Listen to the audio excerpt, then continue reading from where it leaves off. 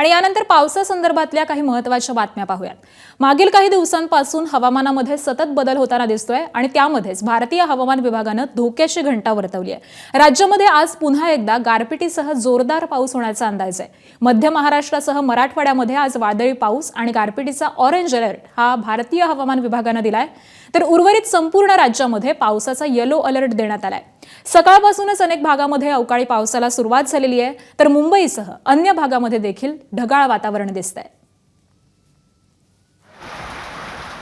तर छत्रपती संभाजीनगर असेल, जालना असेल, त्याबरोबरच नाशिकमध्ये देखील पावसानं हजेरी लावलेली आहे। यामध्ये पिकांना मोठा फटका बसताना दिसतोय।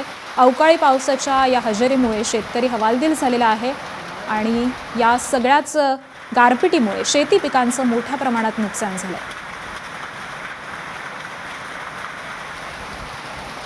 आणि दरम्यान पावसाच्या अलर्टवरती हवामान खात्यानं काय म्हटलेलं आहे पाहूयात।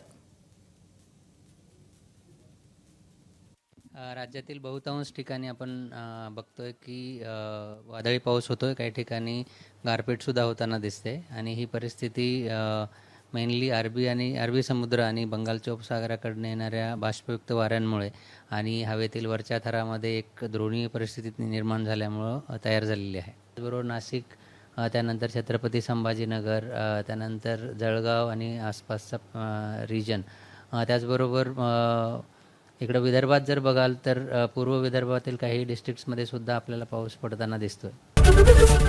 एबीपी माझा, उघडा डोळे बघा नीट।